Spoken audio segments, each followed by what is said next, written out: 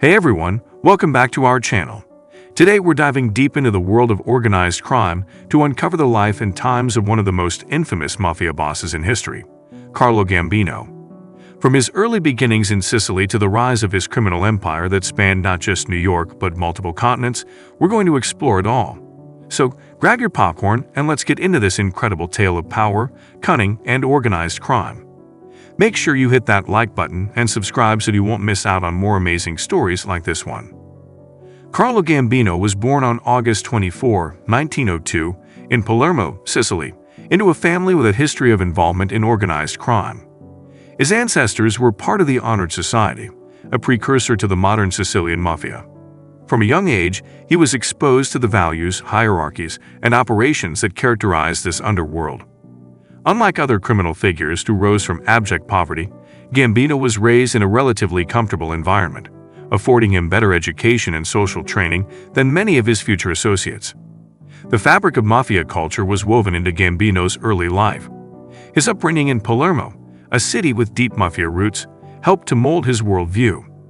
The mafia's code of conduct, known as omerta, a code of silence and secrecy, became second nature to him. Loyalty to family and friends, as well as the importance of maintaining one's honor, were ingrained in him from a young age. These values would later become cornerstones of his leadership style. His family was involved in various illegal activities, including extortion and racketeering, giving him a first-hand look at the operations of organized crime. This early exposure trained him in the art of mafia politics, teaching him how to navigate complex alliances and rivalries. It also introduced him to the use of violence as a tool for achieving objectives, a tactic he would deploy sparingly but effectively throughout his criminal career.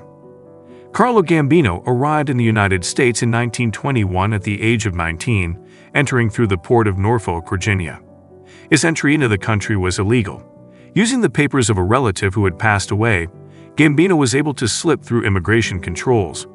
His early years in the U.S. were spent in the company of relatives and fellow immigrants, who had also arrived from Palermo.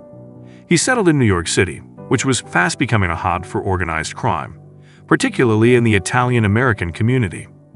Gambino was quick to join local gangs and engage in criminal activities, leveraging the skills and values he had acquired in Sicily.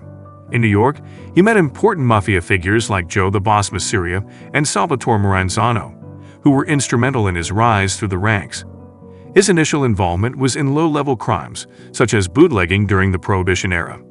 But it wasn't long before he expanded his repertoire to include more lucrative criminal enterprises. As he ingrained himself into the American Mafia, Gambino was strategic and observant, carefully choosing alliances and avoiding unnecessary conflicts. His low-profile approach earned him the nickname the Silent Don, and his ability to fly under the radar would prove crucial in his eventual rise to power.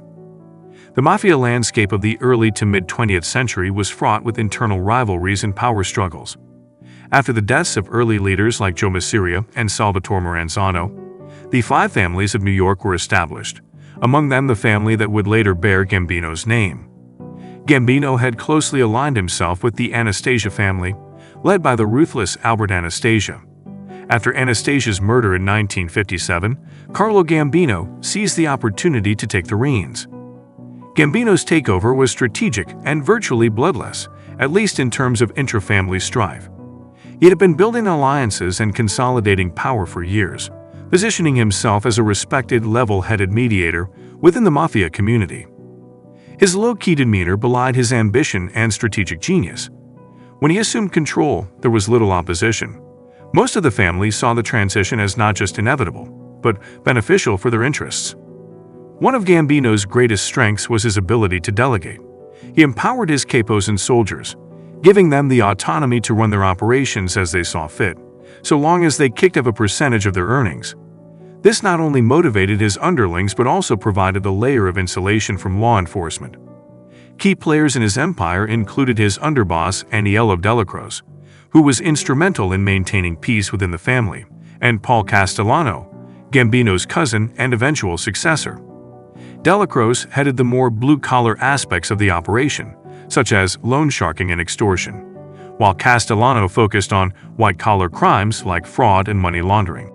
Throughout his reign, Gambino managed to keep inter-family violence to a minimum, using it only as a last resort. His leadership was marked by a focus on lucrative enterprises and a prioritization of discretion over bravado.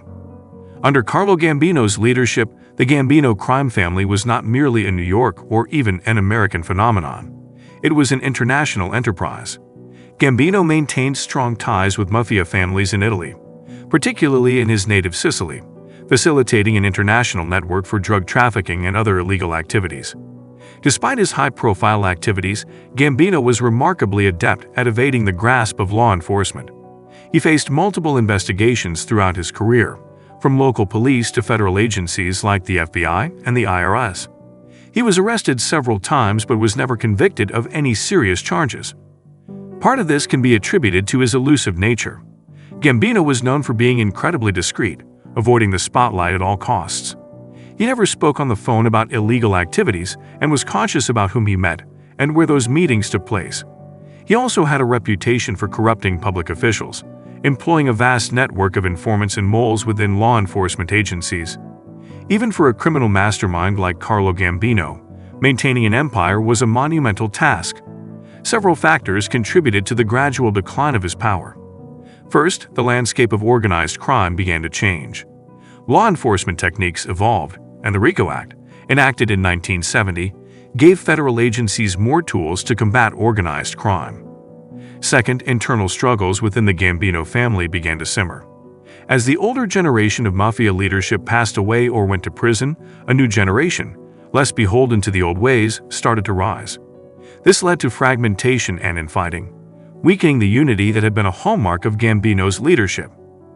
In the later years of his life, Gambino's health began to deteriorate. He suffered from heart problems and other ailments, which limited his ability to govern with the same intensity as in his prime.